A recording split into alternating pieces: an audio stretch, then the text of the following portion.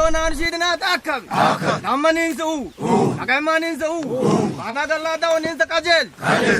Ujenin sa hir. Damana agamanin sa u. Marada onin sa kajel. Adunya pura wantoon sa sat. Ayinin ninga durga mars. Nani na wantoon shakam. Ilain ti hoskol.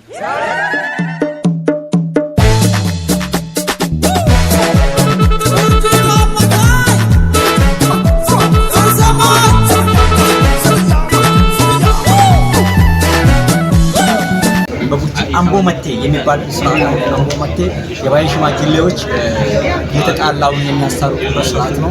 ሟችን ከገዳይ ጋር አንድ አድርገው ሁለቱም የሆነ ነገር አዋተው በጋራ የሚታረቁበት ስርዓት ነው። እንግዲህ ገሞ በፍቅር ያምናል፣ ቡርጂን በፍቅር ያምናል። ወንድሞቻችን ናቸው፣ አባቶቻችን ናቸው። ከነርሱ ጋር በመሆናችን በጣም ደስ ብሎናል። አባቶቻችን እድሜ ጤና ይስጥልን እና እናከብራቸዋለን። ዛሬ ስልጠና አለ በሚዲያና ኮሙኒኬሽን ስልጠና እዛ ስልጠና ላይ ነው ተገኝተን ያለነውና ስልጠና ትልቅ ነገሮችን ተጠቅመን ተርክት ሀገር ገጽታ ግንባታ ላይ ብዙ ስራ ከኛ ነው የሚጠበቀውና ይሄን ስራ ልንሰራ ስንል እነዚህ የገማባት ለፍቅር ሊቀበሉ ግድቾም እዚህ ያለ በፍቅር ሊቀበሉን ነው የመጡትና እነዚህ ሰልጣኞችን በእንደዚህ አይነት መጣ ያቀርቡናቸውና መጣቸዋል ሳሳው። እሺ ለቀጣዩ ትውልድ ደግሞ ምንድነው የምትሉት? ምክንያቱም አዲሱ ትውልድ የሀገር ግንባታ ላይ በጣም ትልቅ ሚናና ወሳኝ ሚና ያለው አዲሱ ትውልድ ነውና ለአዲሱ ትውልድ ምን መልእክት አለ? አዲሱ ትውልድ እንግዲህ ሚዲያው ዘርፍ ብሎ ሀገር ገጽታ ግንባታ ላይ ትልቅ ሚና ይጫወታል። ምክንያቱም ነገ ሀገሪቱን የሚረከቡ እነሱ ናቸው። ከዚህ በኋላ እነዚህ አባቶች እኛም አሁን ገና ያልነው ትተነዳለን ለነሱ ነው ይሄ ነገር ተተምነደው። እንግዲህ እንደ ክልል ከፌደራል ጀምሮ እየተሰጠ የነበረው መድረኮች ነበሩ።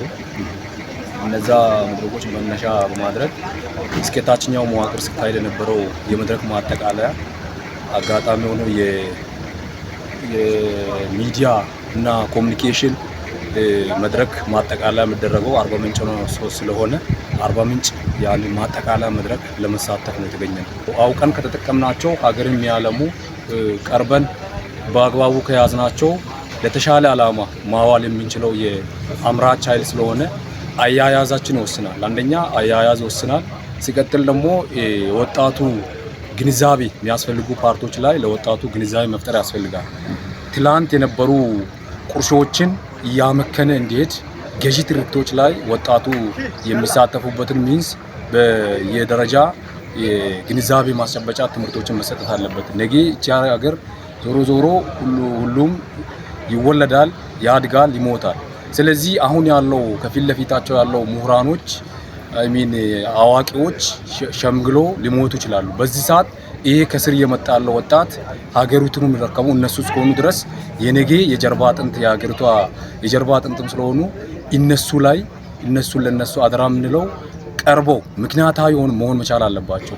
ለአልባሌ ለአሉታዊ የሆኑ ሀሳቦች ገዢ ሳይሆኑ ያለውን ነገር ምንድነው ያለው የሚለው ነገር ምክንያታዊ ሆኖ ማደግ አለባቸው የሚል መልእክት አለ። በኢትዮጵያ ብልጽግና ጉዞ ውስጥ የሚዲያና የኮሙኒኬሽን ሚናና ቀጣይ አቅጣጫዎች ዙሪያ በደቡብ ኢትዮጵያ ክልል በተዘጋጀው ስልጠና ላይ ነው ተገኝቻለሁ። ሚዲያ ላይ ላለፉት 4 አመት አካባቢ ሰርቻለሁ።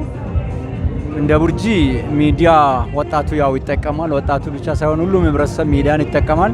አንደኛው ሚዲያ ዋናው የሚሰራው ትርክት ላይ ነው። ትርክት ስል አንደኛው የኛ ትርክት አካባቢን ገጽታ ማስተካከል ነው።